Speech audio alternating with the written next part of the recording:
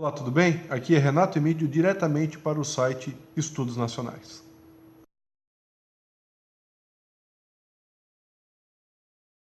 Olá, gente, esse é o nosso terceiro vídeo sobre o tema Sociedade de Massa e Homem-Massa. E só para recapitular o que nós vimos nas duas primeiras partes, nós vimos como que surgiu essa superabundância de bens materiais, né?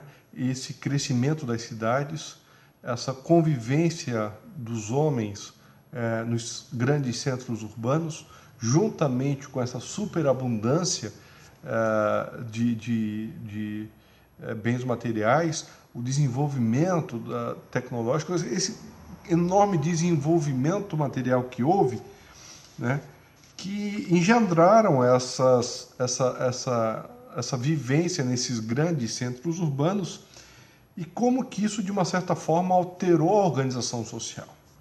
Né? Isso é o que nós vimos na parte 1 e na parte 2, basicamente. Então, o que nós vamos ver hoje? Bom, agora nós vamos falar mais propriamente desse homem que está vivendo ali, não das condições, o que aconteceu para que ele pudesse viver ali, ou como que se deu essas condições e tal, mas nós vamos falar dele agora vivendo ali, como, né, o que está acontecendo, né, como é que esse cara... Bom,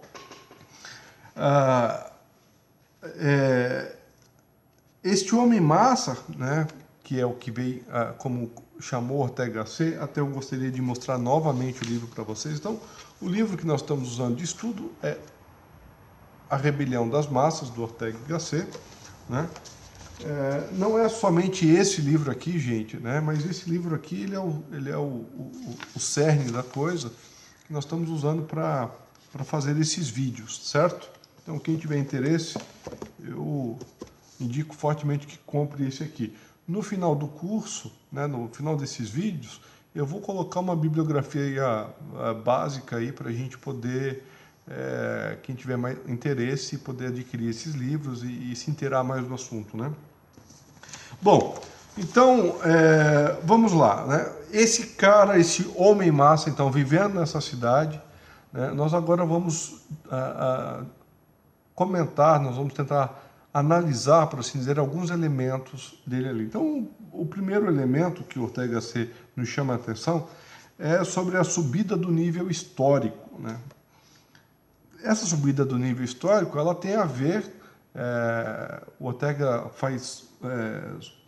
coloca aqui para nós duas questões, né? A primeira é o que nós já vimos, né? Que essa subida do nível histórico é a condição material com que o homem está vivendo, né? Então, a condição de vida, as possibilidades de vida, o que ele chama, né, de condição vital, né, para o homem médio. Então, isso subiu de uma forma espetacular, né, em relação a outros tempos. Então, nós temos esse repertório vital das massas, né, aquilo da qual falamos anteriormente, essa superabundância, é o primeiro aspecto do homem-massa. E o segundo aspecto que nós, de propósito, não tratamos tanto e deixamos para falar mais nesse vídeo agora, diz respeito às consequências de outro avanço, né? Diz respeito ao avanço, por assim dizer, não ao avanço material, mas o avanço dito assim, intelectual. Então, são duas coisas que acontecem. Esse avanço material, nós já tratamos, e agora desse avanço intelectual. O que é esse avanço intelectual, que eu mais ou menos já falei nos outros dois vídeos? Esse avanço intelectual, na verdade, são as ideias que são colocadas em circulação e ensinadas através da proposta daquilo que vem se chamado projeto moderno, da modernidade, que é... O que é o projeto moderno que às vezes a gente fala aí em comparação à pós-modernidade, por exemplo? O projeto moderno, entre outras coisas, né, mas uma coisa que diz muito sobre ele é a construção do cidadão. Essa palavra cidadão, ela diz muito a respeito do que é o projeto moderno. E a construção desse cidadão passava necessariamente pela educação do homem, pela educação de todo e qualquer homem. Tem até aquela famosa frase do Kant, ouse saber, né, para você se libertar, né, da escuridão, etc, etc. Tal, né, o Kant foi um dos grandes nomes do iluminismo. Então ele fala, olha, ou seja, nós temos que educar o homem, através da educação nós vamos libertar o homem. Então essa educação progressista, né, deu às massas um conjunto de ideias, e o que o Ortega vai chamar, na verdade, deu aqui um conjunto de técnicas, né, jurídicas e sociais, que também vão gerar consequências nesse homem vivendo na cidade. Então, eu vou ler aqui para vocês aqui, as consequências, né, dessas ideias progressistas são a desobediência da massa em relação às minorias e a sua ânsia pelo poder. Eu vou ler aqui no livro para vocês, no livro do Ortega C, para que fique bem claro. E não só as técnicas materiais, mas também, o que é mais importante, as técnicas jurídicas e sociais. No século XVIII, certas minorias descobriram que todo indivíduo humano, pelo mero fato de nascer e sem necessidade de qualquer qualificação especial, possuía certos direitos políticos fundamentais. Veja, não são direitos naturais, são direitos políticos. Os chamados direitos do homem e do cidadão. E que, a rigor, esses direitos comuns a todos são os únicos que existem. Qualquer outro direito ligado a dotes especiais ficava condenado como privilégio. Ou seja, esses ideais passaram de ideais, né, a elementos de um estado psicológico existente nas pessoas. Então, o que o Ortega nota é que é o seguinte: uma coisa é você ter estes elementos funcionando como ideais, certo? A outra coisa é que você coloca as pessoas para verem nos centros urbanos, você junta essas pessoas, você dá uma educação onde você ensina que elas têm esses direitos. Elas não entendem isso como um direito ideal, como uma coisa ideal. Elas entendem isso como um aspecto psicológico delas. Isso acaba se incorporando nelas. Elas se entendem já com esse direito. Elas, por assim dizer, fazem uma imagem ideal de si mesmas. Veja, se a gente, só fazer um parênteses, se a gente trouxer para o nosso dia de hoje e a gente notar essa loucura por essa coisa de direitos, né? Tá toda hora na mídia isso, a luta dos direitos dos negros, dos direitos daquilo, do direito daquilo. Quando você nota isso, você vê assim, olha, que loucura, isso é uma coisa enlouquecedora, e é feito para isso. Né? Eu não estou dizendo que a gente não deve melhorar, a gente não deve buscar corrigir os erros, né? Como, por exemplo, o racismo, essas coisas que a gente sabe que tem, não na proporção que dizem, mas a gente sabe que tem. Mas uma coisa é isso, a outra coisa é esse uso político que se faz desses elementos. Bom, não vou falar nisso, mas só para dar um parênteses, né, para a gente trazer para os dias de hoje. Eu vou ler aqui mais uma parte para vocês. Quando algo que foi ideal se faz ingrediente da realidade, deixa inexoravelmente de ser ideal. O prestígio e a magia autorizante, que são atributos do ideal, que são seu efeito sobre o homem, se volatizam. Os direitos niveladores da generosa inspiração, democrática, se converteram de aspirações e ideais em apetites e pressupostos inconscientes. Bom, está aqui. Tudo, ou quase tudo, em essência, dessa loucura que nós estamos vivendo hoje e que, no fundo, né, não, é uma coisa de hoje, mas que a gente viu acontecer durante todo o século XX.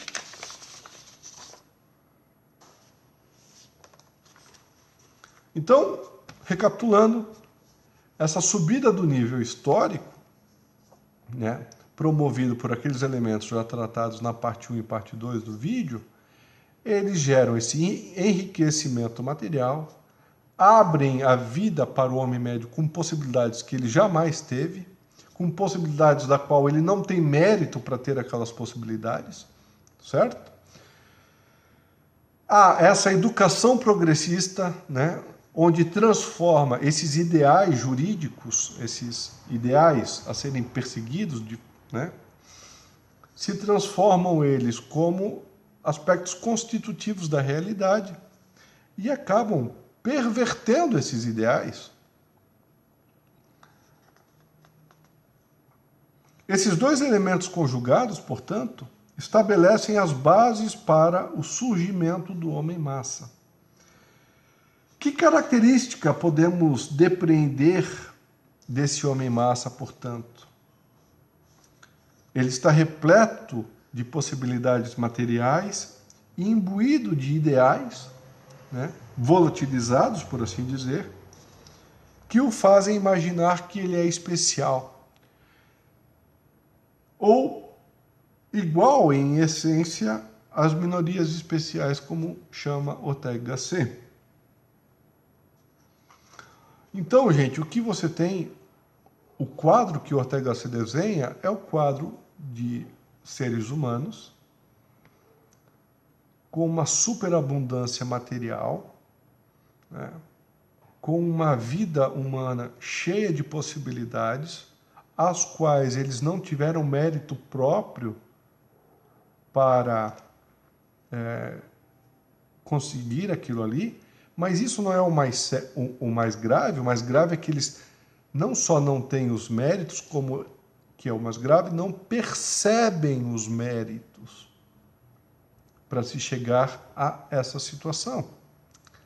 E estão imbuídos desse sentimento, desses ideais, por assim dizer, sentimentos não, desses ideais, onde eles se tornam especiais ou iguais a qualquer outra pessoa que é mais especial a eles.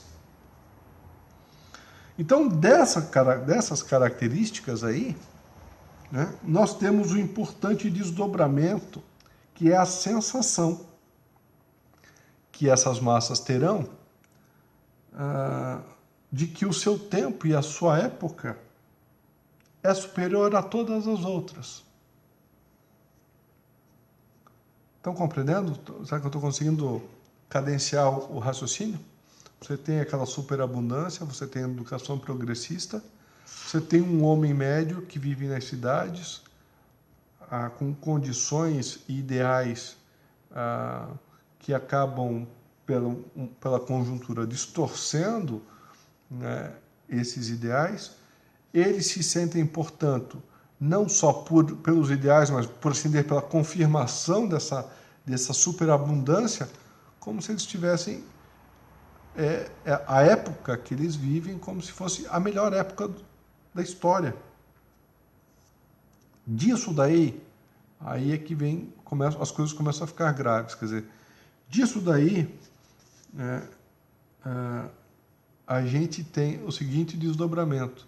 Não só eles são melhores do que as épocas passadas, mas eles não devem nada a elas. Como eu falei, como o homem-massa ele não reconhece os méritos dessa superabundância, como ele não teve que labutar, não foi dolorido para ele, não foi com sacrifício que ele conseguiu esse enriquecimento, essa superabundância material, tampouco essa educação progressista, essas ideias, ele não só não tem os méritos, repito, como ele não reconhece esses méritos, portanto, ele também não reconhece os méritos, por assim dizer, de uma época passada. E isso é muito grave, porque isso cria uma ruptura entre o passado e o presente. a época das massas, que já teve épocas da massa, no Império Romano teve um período de massas, que a gente pode dizer, com alguma semelhança com esse período que nós estamos vivendo hoje. Mas o que acontece, grosso modo falando, é que essa ruptura do passado com o presente enseja na massa que ela simplesmente só olhe para o futuro. Eu vou ler aqui para vocês o que eu acabei escrevendo. Dessa característica, nós temos um importante desdobramento, que é a sensação que as massas terão que o seu tempo, a sua época, é superior a outras. E, mais importante, não deve nada a essas épocas passadas. Se vê como um início glorioso ante um passado ao qual não tem nenhuma gratidão, ou para o qual não tem nenhuma gratidão. Aqui há um elemento fundamental do nosso tempo, que é a ruptura com o passado. Os mortos já não têm mais nada a dizer sobre o presente. E com isso, nos projetamos alucinadamente no futuro. Eu vou ler aqui mais uma página para vocês. Mais uma parte aqui que diz o seguinte: não é plenitude dos tempos, e, no entanto, sente-se superior a todos os tempos idos e acima de todas as plenitudes conhecidas. Não é fácil de formular a impressão que nossa época tem de si mesma. Acredita ser mais que as outras e, ao mesmo tempo, sente-se como um começo sem a certeza de não ser uma agonia. Que expressão elegeríamos? Talvez esta: mais que os demais tempos e inferior a si mesma. Fortíssima e ao mesmo tempo insegura do seu destino. Orgulhosa de suas forças e ao mesmo tempo com medo delas. Ou seja, gente, isso aqui é o resumo do que a gente praticamente viveu no século XIX, estamos vivendo no século XXI. Se você conversar com qualquer pessoa na rua, você vai encontrar, de certeza, alguém que tem esse sentimento, né, de uma pessoa que esteja envolvida com a política, né? Esse sentimento de que nós vamos para um futuro glorioso, nós temos que construir um futuro glorioso, etc, etc. Claro que isso daqui é, para quem já tem um pouco mais de conhecimento, né, e já ouviu falar na mente revolucionária, isso daqui é um dos traços da mentalidade revolucionária. Sem sombra de dúvida. Então, acho que agora nós já podemos dar alguns exemplos, né? Trazer para o real alguns exemplos reais do que nós estamos falando até agora. E são exemplos que, na verdade, vão continuar conosco, né, durante os vídeos, onde eu vou tentar, volta e meia, falar deles, talvez falar de outros também, mas falar desses exemplos, né? Talvez o primeiro exemplo que a gente possa dar de um grande exemplo de homem-massa, talvez seja o Hitler, talvez o grande homem-massa do século XX, né? E que aqui talvez cumpra a gente fazer alguma explicação, porque quando a gente pensa no Hitler, no nazismo, sempre nós temos aquela ideia do arianismo, né? Quem estudou um pouquinho sabe que o arianismo não era uma visão para o futuro, por assim dizer, mas ele remontava um passado glorioso, né, dos arianos, e que tenha se perdido ao longo do tempo, e que o Hitler, né, ou o nazismo, ou o Reich, seria o restabelecimento do poder dos arianos. Só que, e aí você pode criar alguma confusão, tá? Bom, se tem esse retorno ao passado, será que teve uma ruptura entre passado e presente? E se você prestar atenção, você vai ver que tem uma ruptura, assim, porque não é a um passado recente, não é nem mesmo a um passado palpável, é um passado mitológico. Quando ele faz quando o nazismo faz essa referência a um passado ariano, é um passado mitológico, não é um passado recente. Então, não é o arianismo, por mais que use como pretexto, por assim dizer, esse passado mitológico, ele se projeta para o futuro. Ele não diz nada que deve ao passado, isso, aquilo, aquilo outro, mas diz o seguinte, olha, ao futuro nós vamos, no futuro nós vamos recuperar um passado glorioso de outrora, de tempos esquecidos. Então é assim também um movimento de massa em toda a sua acepção, né?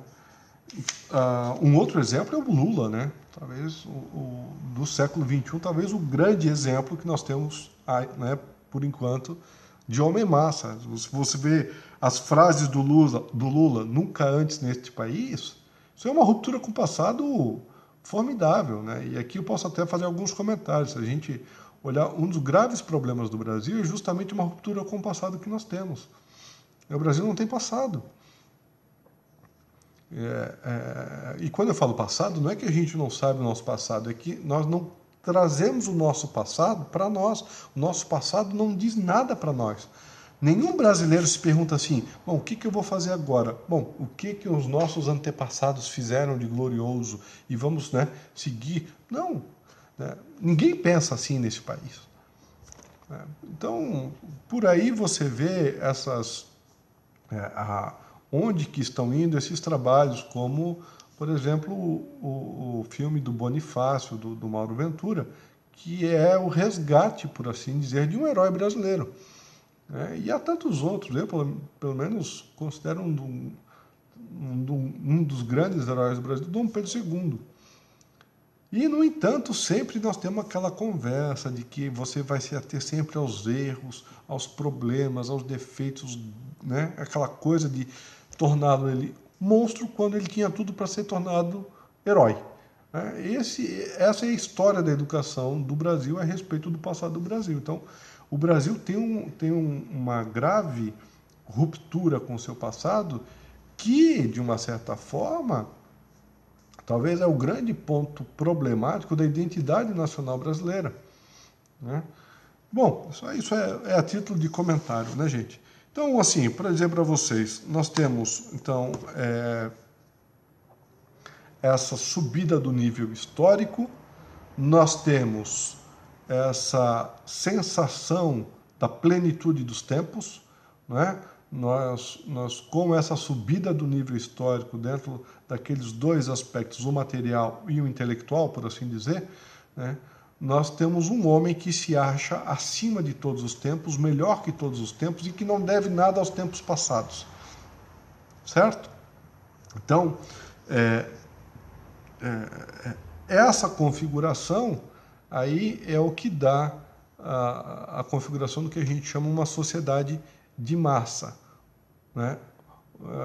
E quando a gente diz sociedade de massa, como eu já expliquei nos vídeos anteriores, são as instituições que nós temos, né, voltadas para organizar a sociedade em torno desse fenômeno das massas.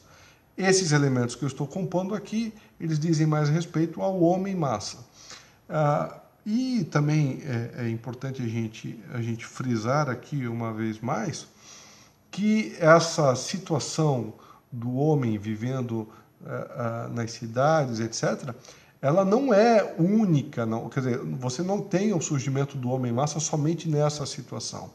Quando a gente chegar, por exemplo, no aspecto psicológico do homem-massa, nós vamos notar que esse homem-massa, ele sempre existiu. O problema é que você não tinha essas condições, por assim dizer, materiais e intelectuais, etc., que pudessem dar a ele o espaço, os meios, para que ele pudesse valer a sua vontade, compreendem? Então, essa que é sempre a questão, quer dizer, o tal do homem-massa sempre existiu. Assim como você pode ter sido homem-massa por um período da sua vida. Você pode sair dessa condição. Se você está vendo esse vídeo, você está meio que se percebendo aí, se identificando, não fique aflito, porque você tem como sair dessa condição. Vamos para a gente recordar o que a gente viu, tudo que a gente viu até agora. Eu vou ler aqui uma parte que está na página 126 do livro do Ortega Gasset, A Rebelião das Massas. Que aspecto tem a vida desse homem multitudinário que o século XIX vai engendrando com progressiva abundância? De cara, um aspecto de irrestrita facilidade material. O homem médio nunca pôde resolver seu problema econômico com tanta facilidade. Enquanto as grandes fortunas encolhiam e a vida do operário industrial ficava proporcionalmente mais dura, o homem médio de qualquer classe social via seu horizonte econômico cada dia mais livre. A cada dia agregava um novo luxo ao repertório do seu padrão de vida. A cada dia sua posição era mais segura e mais independente do arbítrio alheio. O que antes era considerado como um benefício de sorte, que inspirava uma humilde gratidão ao destino, converteu-se em um direito pelo qual não se agradece, mas que se exige. Então, aqui eu acho que já fica bem, né, posto, né, o tema de hoje, que é como que essas condições materiais, como que essas questões todas que a gente viu até agora, como que elas estão, por assim dizer, presentes na alma do homem médio, como chama Ortega Gasset. Então, a questão aqui é como se a gente fosse pensar como que é esse espírito da massa, como que é essa psicologia da massa, como é que essa massa age no seu aspecto psicológico. Então, agora, nós vamos retroativamente definir o que é a massa. Aí agora, segundo já tudo isso que a gente viu. E até por isso que eu prefiro fazer essa introdução desses temas aqui. E a gente agora vai retornar lá na página 81, porque aí fica mais claro para a gente entender esse aspecto psicológico. Né? Diz assim: a rigor, a massa pode se definir como fato psicológico, sem necessidade de esperar que apareçam os indivíduos em aglomeração. Lembram lá na parte 1, parte 2, principalmente na parte 1, onde eu fiz aquela distinção entre massa, multidão, público? Lembra aquela questão que tem que ter um conjunto de pessoas, etc.? Então, o Ortega Gasset, nesse livro aqui, né, ele implementa, por assim dizer, a massa, ele bate um raio-x desse homem-massa de forma espetacular. Então, por mais que aquelas definições que eu passei para vocês são as definições clássicas, por assim dizer, desses termos, aqui cumpre a gente esmiuçar, que era a nossa proposta, um pouco mais esse homem-massa. Então, para ficar claro, o homem-massa ele pode ser o comportamento de uma pessoa isolado, né? Ele não precisa estar necessariamente lá em multidão, né? Ou estar numa aglomeração, ou viver num centro urbano, né? É que essas condições favoreceram para que o homem-massa, por assim dizer, passasse a ocupar cargos importantes no corpo social.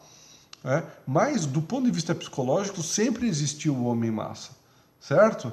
Então, ele continua aqui assim: diante de uma só pessoa, podemos saber se é massa ou não.